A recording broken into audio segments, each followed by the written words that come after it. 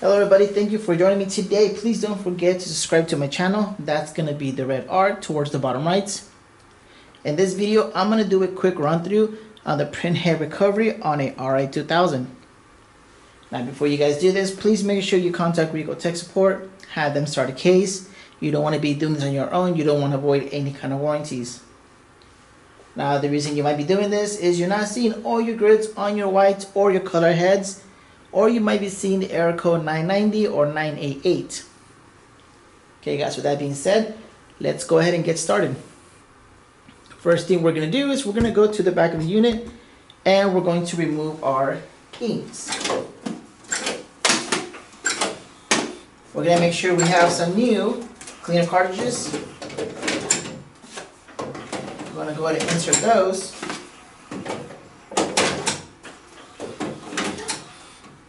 Now my unit has been flushed previously, so I'm going to do a quick run through on how to do that flushing cycle.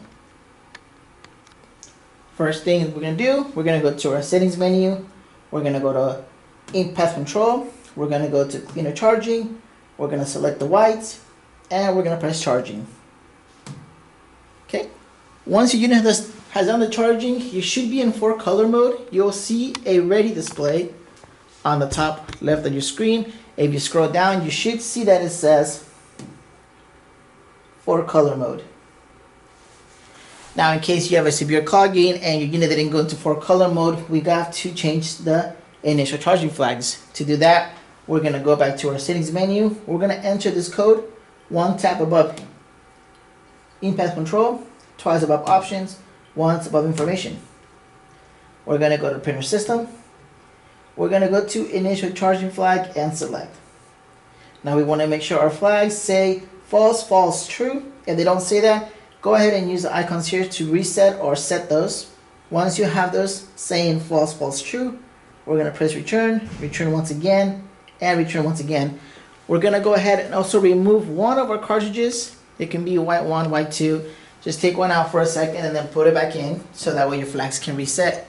Now once you're in that menu, please don't change anything else. If you're going to mess with that machine, with the screen, please have a tech with you.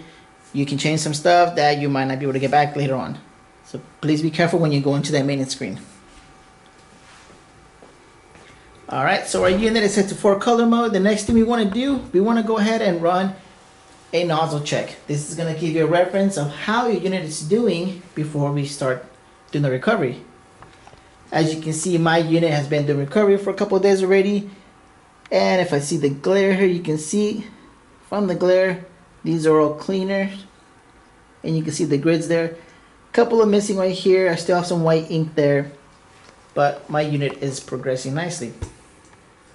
Now the first thing you want to do for the first 3 to 5 days, you want to do auto head cleans. By going to the maintenance menu, you're going to go to auto head clean, select all your whites, also the colors that you will like, and you would do, to begin, do normal and then cleaning. Now after each cleaning, you want to do a nozzle check to see how your unit is progressing. Now once again, you want to do about 5 of these a day and do a nozzle check afterwards. For the first few, do normal, a couple of strong ones as well. Now after about 3 to 5 days, if you guys don't see any improvements, the next step would be to do the strong nozzle cleaning. To do that, we're going to need a carriage cap and we're going to need some cleaning fluid. Okay, so here's my cleaning fluid and I'm also going to get a carriage cap. So there's my fluid right there.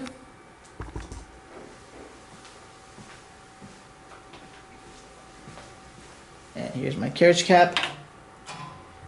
Now what we want to do is we want to add some of that fluid into the gaskets in there. Now if you see the fluid is draining out of those gaskets, then you have an older cap. You need to buy a new one. I'll leave the link and the part number on the description on where to get that from the Ricoh website. So we want to make sure that we get fluid in there and that it's not draining out.